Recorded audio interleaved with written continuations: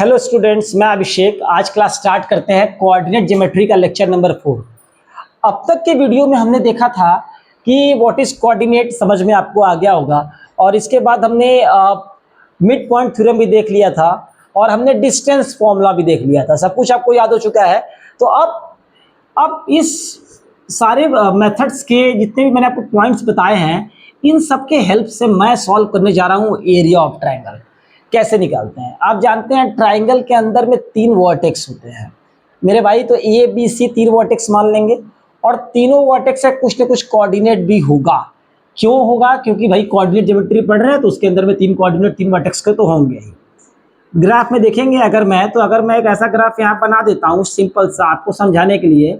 तो भाई अगर कोई ट्राइंगल यहाँ ऐसे बनेगा, मान लीजिए एक कोऑर्डिनेट यहाँ पर होगा एक्स वाई, कुछ होगा यहाँ पर x1, y1। उसी तरह यहाँ पे कुछ होगा x2, y2 और उसी तरह यहाँ पर कुछ होगा x3, y3। ठीक। तो अब इन तीनों की वजह से मुझे इसके बीच का एरिया पता करना है। ये जो एरिया है, एरिया क्या होता है? बाउंड्री जितना कुछ एनक्लोज करती है उसे एरिया कहते हैं। और इस फिगर पे बाउंड्री क्या है? 3 बाउंड्री दिख रही है, ए बी, बी सी और ई सी। ये सबको पता है एरिया क्या होता है। क्लास 10th में आप आ गए। तो अब हम फॉर्मूला पे आते हैं। कैसे फॉर्मूला याद करेंगे, कैसे लिखेंगे उसे आप देखें। फॉर्मूला है एरिया ऑफ ट्रायंगल का हाफ मॉड के अंदर x1 y2 minus y3 plus x2 y3 minus y1 plus x3 y1 minus y2 mod 1। x1 y2, अगर x का 1 लेंगे, यहाँ पे x का 1 लिए, x का 2 लिए और x का 3 लिए। जब x का 1 लेंगे तो 2 में 2 माइनस 3, 2 लेंगे तो 3 माइनस 1 और 3 लेंगे तो 1 माइनस 2। आप उसी तरह से याद कर सकते हैं। देखिए एक सीरेटम में ये है 1 2 3 के बाद 1 2 और 3, फिर 1 2 और 3। देखिए 1 2 3, फिर 1 को छोड़िए, 1 छोड़िए, 2 3 1। 2 तो हो चुका था, अब 3 से लीजिए, 3 1 2। देख रहे हैं कितना सिंपल तरीके से मैंने आपको बता दिया है। मॉड क्यों लेंगे? ये मॉड क्यों लेंगे? आपको पता है कि मॉड के बाहर जो कुछ भी होता है वो क्या होता है? पॉजिटिव।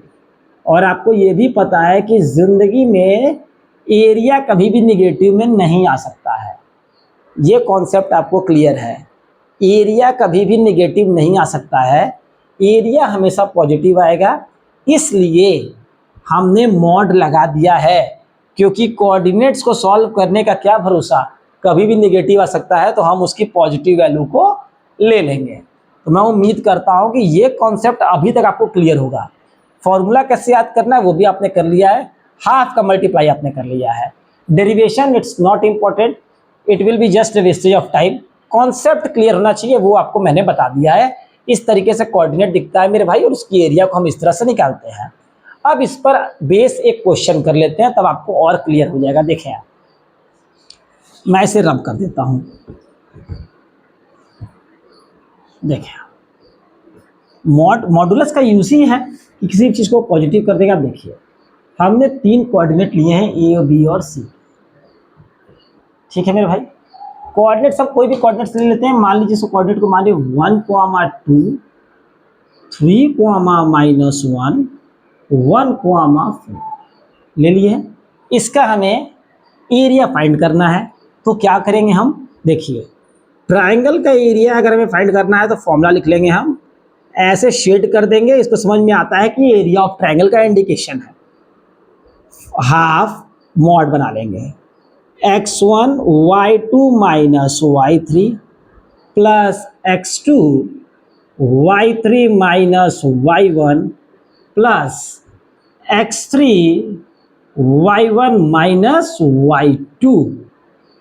फॉर्मूला एक बार आप लिख लेंगे। एक बार मैं वीडियो क्वालिटी चेक कर लेता हूं, तब तक आप इसे देखते रहें।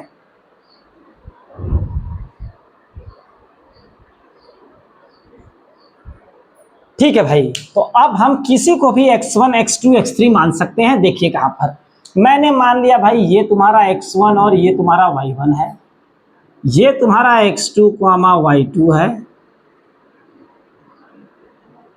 y2 है, और ये आपका जो है x3 y3 है मेरे भाई। वैल्यूज को पुट कर देंगे।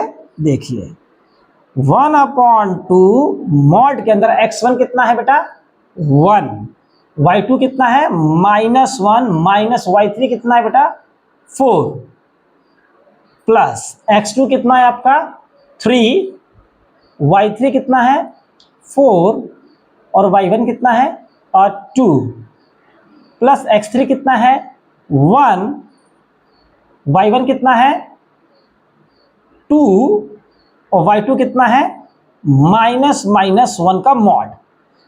ठीक है, एक बार वैल्यूज को आप भी चेक कर लेंगे, वैल्यूज सामने लिखी हुई है, कभी कभी लिखने में गलती हो सकती है किसी से भी, लेकिन मैं चेक कर लेता हूं।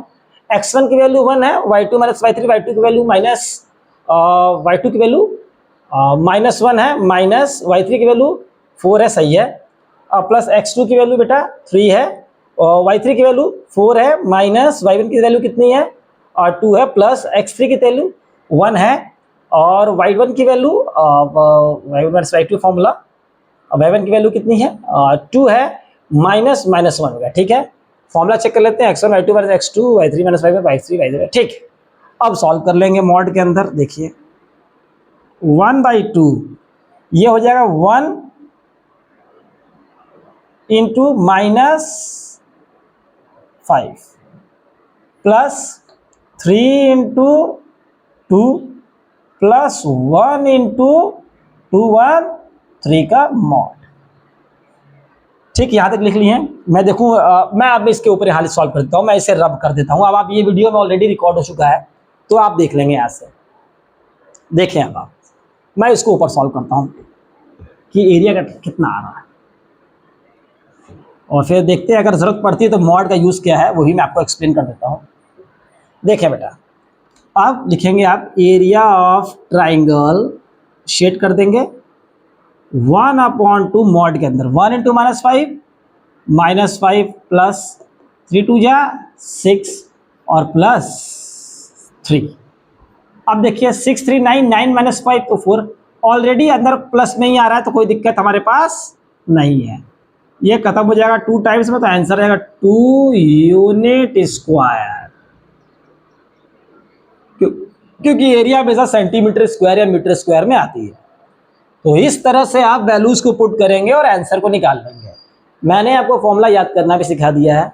एरिया ऑफ ट्रायंगल से भविष्य में हमेशा बैंकिंग एग्जाम्स में, टीचिंग एग्जाम्स में, किसी भी एग्जाम में, यूपीएससी यूपीपीएससी किसी भी बड़े एग्जाम में एक सवाल जरूर आता है, because they want to check your concentration power, क्या आप क्या गलत क्या सही लिख रहे हैं और कितनी तेजी से लिख रहे हैं, क्योंकि टाइम मैनेजमेंट वहां बहुत इंपॉर्टेंट होता है। तो अगर अभी ये सीख लिए तो आपके बड़े एग्जाम्स में, गवर्नमेंट एग्जाम्स में आपके समझ लिए कि 2 नंबर फिक्स हो गए, और 2 नंबर का मतलब है कि आप कम से कम 20,000 लोगों से आगे आ गए मिनिमम। तो ये भी इसका एक फायदा है। सिर्फ स्कूल के स्टूडेंट्स नहीं, जो कंपटीशन की तैयारी कर रहे हैं वो भी पढ़ सकते हैं। क्लास 10 से ऊपर मैथमेटिक्स कहीं नहीं आती है। 11 12 की मैथमेटिक्स सिर्फ जेईई और नीट में आती है, लेकिन क्लास 10 तक की मैथमेटिक्स जीवन के हर एग्जाम में आती है। यूपीएससी, आईएएस, पीसीएस कहीं पर आप जाएंगे, जिसका ड्रीम है बड़ा, तो वहां तक आएगी। तो अभी क्यों ना सीख लें इसे, क्योंकि अगर अभी मिस कर देंगे तो बाद में फिर सीखने में बहुत प्रॉब्लम हो जाएगी और फिर इंटरेस्ट खत्म हो जाता है। चलिए, इस पॉइंट के अलावा मैं एक पॉइंट आपको और सिखा देता हूं इसी ट्रायंगल में। अब मुझे उम्मीद है कि आप क्वेश्चन कर लेंगे, साइन का ध्यान रखेंगे। देखिए अब मैं आपको क्या बताने वाला हूं, क्या कॉन्सेप्ट ऑफ मॉड है। देखिए आप सीख लीजिए, वो भी आप सीख लीजिए।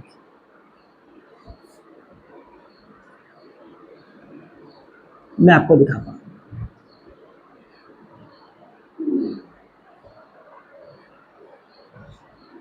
देखिए भाई, मैं सिखाता हूं आपको क्या है concept of mod. Concept of modulus कहते हैं उसे, लेकिन उसे शॉर्ट फॉर्म में मॉड कहते हैं। मॉडुलस कुछ नहीं बेटा, मॉडुलस एक तरह का 2 डंडी है। इसके बीच में कोई भी नंबर अगर निगेटिव है तो वो पॉजिटिव हो जाएगा, और अगर पॉजिटिव है तो वो पॉजिटिव ही रहेगा। इसका मतलब मॉडुलस सिर्फ और सिर्फ पॉजिटिव वैल्यू को ही लेगा, कोई निगेटिव वैल्यू नहीं लेगा।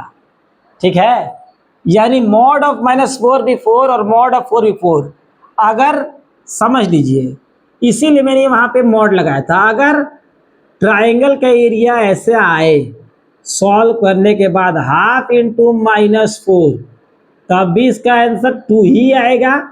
और अगर उसका वैल्यू, और अगर हाफ इंटू 4 है तो भी उसका वैल्यू 2 ही आएगा। देख रहे हैं, इस मॉड के अंदर माइनस का कोई मतलब नहीं है, क्योंकि आप जानते हैं सब कुछ तो पॉसिबल है, बट एरिया कभी भी निगेटिव नहीं होता। तो इस वजह से आप मॉडुलस को लगाते हैं एरिया ऑफ ट्रायंगल सॉल्व करने के लिए, specially in the chapter coordinate geometry. आपसे पूछेगा कि एरिया ऑप्शन में दे देगा कभी बड़े एग्जाम्स में -32 स्क्वायर मीटर या 32, तो आपका तो आंसर -32 आ रहा है, आप मार देंगे, लेकिन वो गलत है। आपको +32 ही लेना है मेरे भाई, -32 नहीं लेना है। तो मैं उम्मीद करता हूं कि अब तक का वीडियो आपको समझ में आया होगा। नेक्स्ट कॉन्सेप्ट साथ एक और वीडियो मैं शूट करता हूं 10 से 12 मिनट का। तब तक के लिए लाइक करें, शेयर करें, सब्सक्राइब करें और ज़्यादा से ज़्यादा लोगों को बताएं यार, ताकि वो आए, पढ़ें और सीखें। बहुत कुछ है अभी तो चैप्टर में। तब तक के लिए बाय बाय।